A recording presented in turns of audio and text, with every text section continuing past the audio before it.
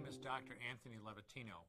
I'm a practicing obstetrician-gynecologist, and I've performed over 1,200 abortions.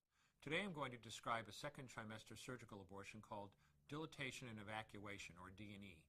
A D&E is performed between 13 and 24 weeks of pregnancy. After administering anesthesia, the abortionist uses a weighted speculum, like this one, that opens the vagina widely. Because second trimester babies are so large, this greater access facilitates a late-term abortion. Late-term abortion requires that the cervix be prepared 24 to 48 hours in advance with laminaria. Laminaria is a type of sterilized seaweed that absorbs water over 8 to 12 hours and swells to several times its original diameter. Once removed, metal dilators can be used to further open the cervix as needed. Once the cervix has been stretched open, the suction tube is placed inside. A baby at 20 weeks gestation is as big as the length of my hand, from head to rump, not counting the legs. The suction machine is turned on, and pale yellow amniotic fluid surrounding the baby is suctioned out through the catheters. With babies this big, they don't fit through catheters this size. The baby's bones and skull are too strong to be torn apart by suction alone. This is a Sofer clamp.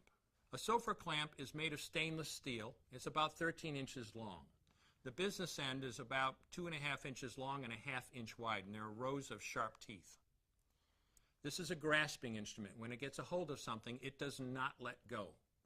The abortionist uses this clamp to grasp an arm or leg. Once he has a firm grip, the abortionist pulls hard in order to tear the limb from the baby's body. One by one, the rest of the limbs are removed, along with the intestines, the spine, and the heart and lungs. Usually the most difficult part of the procedure is extracting the baby's head, which is about the size of a large plum at 20 weeks. The head is grasped and crushed. The abortionist knows he has crushed the skull when a white substance comes out of the cervix. This was the baby's brains.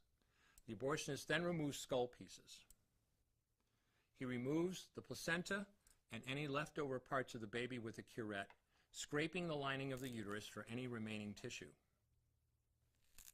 The abortionist then collects the baby parts and reassembles them to make sure that there are 2 arms, 2 legs, and all the pieces.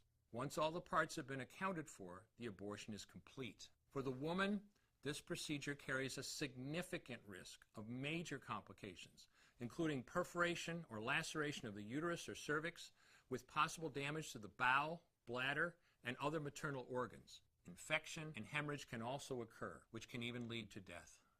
Future pregnancies are also at greater risk for loss or premature delivery due to abortion-related trauma and injury.